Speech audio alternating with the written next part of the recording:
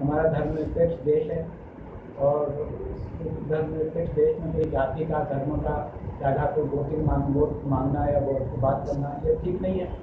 और इसलिए मैं सोचता हूँ कि सुप्रीम कोर्ट के निर्णय से कोई चुनाव में भी ये है कि जो जाति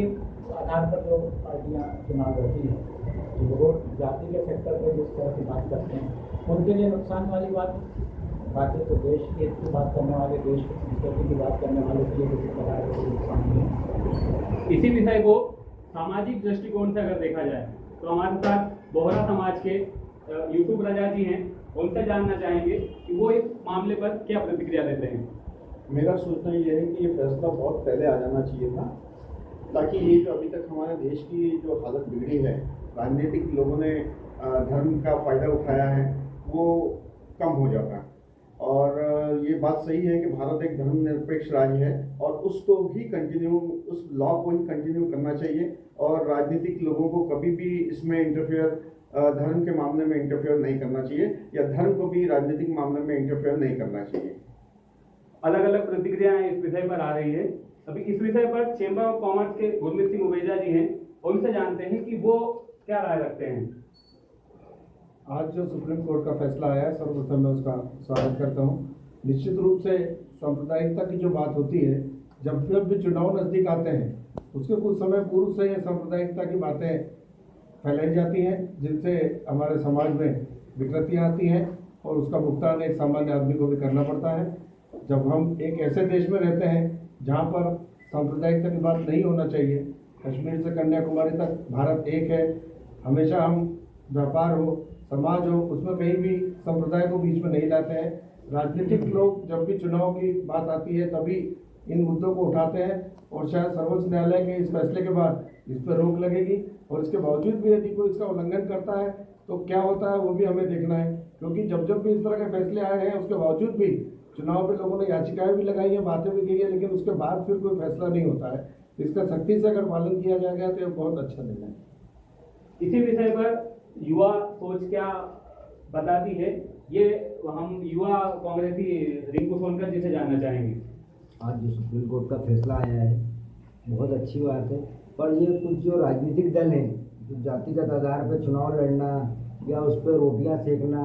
ये उन लोगों पर भी प्रतिबंध लगना चाहिए, क्योंकि जातिगत आधार पर कुछ पार्टियां फ़ायदा उठाते आई है, देश भी देख रहा है कहाँ उन लोगों ने जातिगत आधार पर, धर्म के आधार पर। सुप्रीम कोर्ट के फैसले पर हमारी परिचर्चा जारी है। अब हम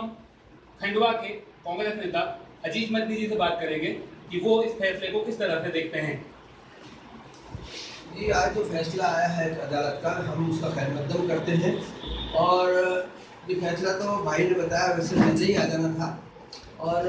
ये मुल्क हमारा ऐसा है जो दुनिया में शायद ही ऐसा मुल्क हो जहाँ पर इतनी जातियों की प्रजातियों के लोग यहाँ पर रहते हैं और ये गुलदस्ते की तरह माना जाता है। और अगर इस तरह का अगर कोई चुनाव में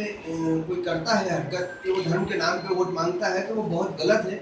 और सुप्रीम कोर्ट का जो फैसला है वो बिल्कुल सही है और हमारा मुल्क जो है वो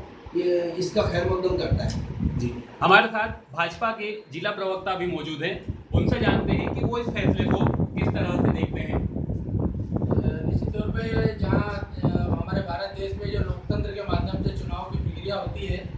और मतदान का मुख्य उद्देश्य वही रहता है कि मत का स्वयं अपना जो उपयोग हो वो किसी धर्म या जाति आधार पर नहीं हो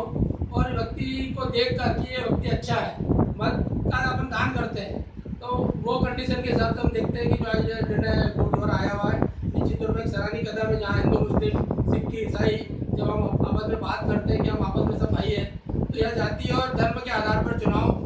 किसी भी हालत में नहीं होना चाहिए और एक अच्छा निर्णय है जिसमें पालन होना जरूरी है। जी, सामाजिक संस्थाएं इस मुद्दे को, इस फैसले को किस तरह से देखती है, उनकी क्या राय है, इस विषय पर हमारे साथ चर्चा के लिए भूपेश सिंह जी मौजूद है। आइए उन्हीं से जानते हैं वो क्या सोचते हैं।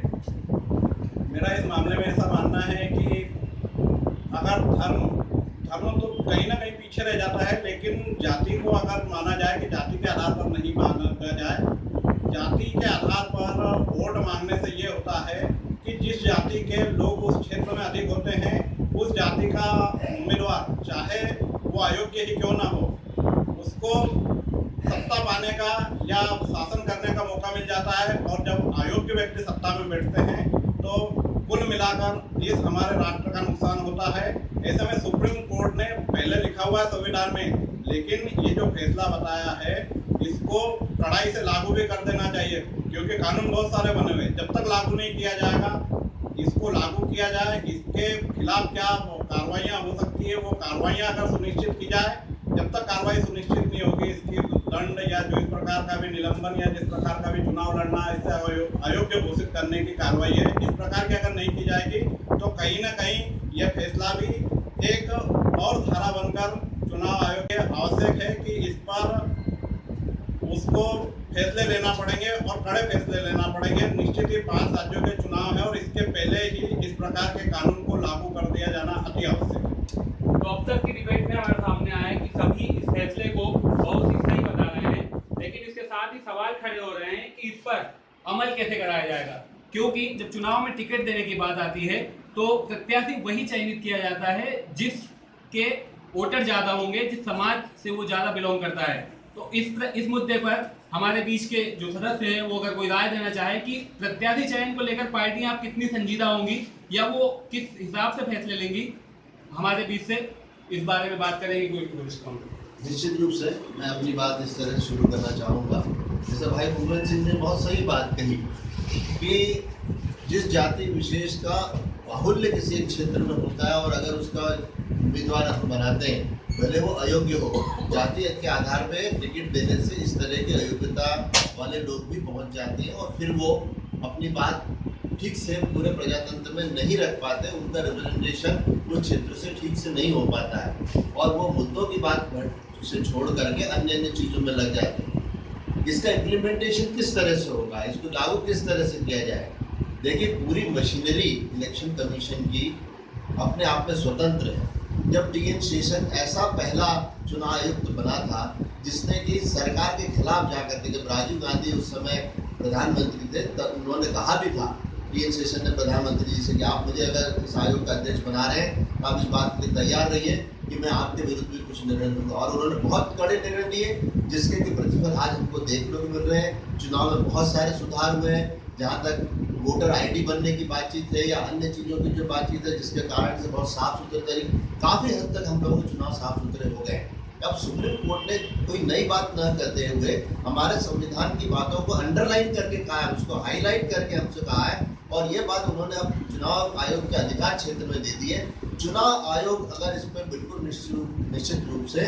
अगर निरपेक्ष होकर के और संविधान के अधीन और एक स्वतंत्र आयोग होकर के काम करेगा तो निश्चित रूप से प्रजातंत्र में एक अच्छे तरीके का उदाहरण प्रस्तुत होगा, प्रजातंत्र मजबूत होगा और हमारे जो कम समाज के लोग रह रहे हैं वहाँ से भी ऐसे लोग उम्मीदवार आएंगे जो अपने क्षेत्र का अच्छे से रिप्रेजेंटेशन करेंगे, क्षेत्र की बातों को बढ़ाएंगे और उस प्रदेश का और पूरे देश का विकास होगा, उसमें सहायक होंगे। चुनाव आयोग को इस संबंध में हमको मजबूत करना है। इस परिचर्चा की अंतिम कड़ी में मैं मध्य प्रदेश पर्यटन विकास निगम के सदस्य